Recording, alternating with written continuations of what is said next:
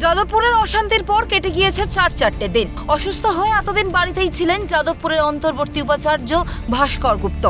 মঙ্গলবার রাত থেকে সমস্যা বৃদ্ধি পাওয়ায় বুধবার অন্তর্বর্তী উপাচার্যকে ইএম বাইপাসের ধারের একটি বেসরকারি হাসপাতালে ভর্তি করা হয়।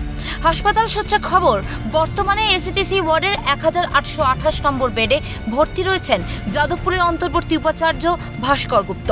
তার রক্তের রিপোর্টে ক্রিয়েটিনিনের মাত্রা স্বাভাবিক। লিভারের সামান্য সমস্যা দেখা দিলেও চিন্তার কিছু নেই। সমস্যা ধরা পড়েনি এমআরআই রিপোর্টেও, কিন্তু রক্তচাপ এখনো যথেষ্ট বেশির দিকে। রক্তচাপ স্বাভাবিক করতে দেখতে দেওয়া হচ্ছে না টিভি, দেওয়া হচ্ছে না মোবাইল ফোনও, এমনকি ভিজিটারদেরও যাতায়াতে নিয়ন্ত্রণ করা হয়েছে। ওনাকে রাখা হয়েছে প্রাইভেট ওয়ার্ডে, রেস্ট্রিকশন অফ ভিজিটার্স পরিষ্কার, এবং ওনাকে বলা হয়েছে টিভি চলবে না এবং সাথে সাথে মোবাইল ফোন উনি ধরবেন না। মোবাইল ফোন ধরলেই উত্তেজনা বাড়বে। তারপর বিভিন্ন খেলা আছে, ধুলো আছে, তার সাথে যাদবপুর আছে, সবকিছু মিলিয়ে ওনাকে বিশ্রামে রাখতে বলা হয়েছে। বুধবার বিকেলের দিকে ভাস্কর গুপ্তকে দেখতে যান হাসপাতালে রাজ্যের শিক্ষামন্ত্রী ব্রাত্য বসু। সমস্যার সমাধানে যাদবপুরের আন্দোলনকারী পড়ুয়ারা ইতিমধ্যেই উপাচার্যের ক্যাম্পাসে আসার দাবি তুলেছিলেন।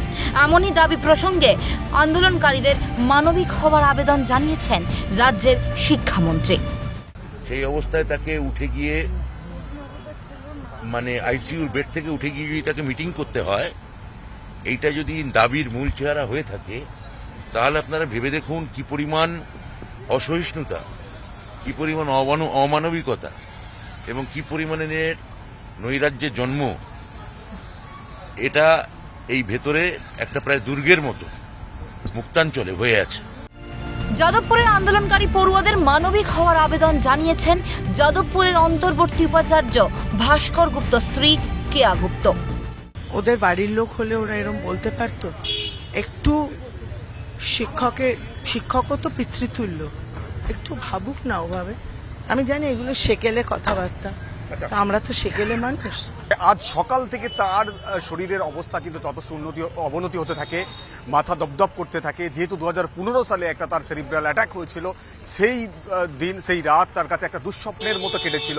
সেই ঘটনার যাতে পুনরাবৃত্তি না ঘটে তার জন্য তাকে হাসপাতালে ভর্তি করা, এবং একই সঙ্গে যাদবপুর বিশ্ববিদ্যালয়ের যারা পড়ুয়া রয়েছেন, ছাত্র রয়েছেন, তাদের উদ্দেশ্যে তার বক্তব্য যে তাদেরও তো বাবা মা রয়েছে। ফলে সেই জায়গা থেকে দাঁড়িয়ে তাদেরও এই অন্যায় দাবি কোনোভাবেই তারা যাতে না করে সেই আবেদনও কিন্তু রাখছেন উপাচার্যের স্ত্রী। ক্যামেরায় সঞ্জীব চক্রবর্তীর সঙ্গে মফিজুল ইসলাম, ক্যালকাটা নিউজ, কলকাতা।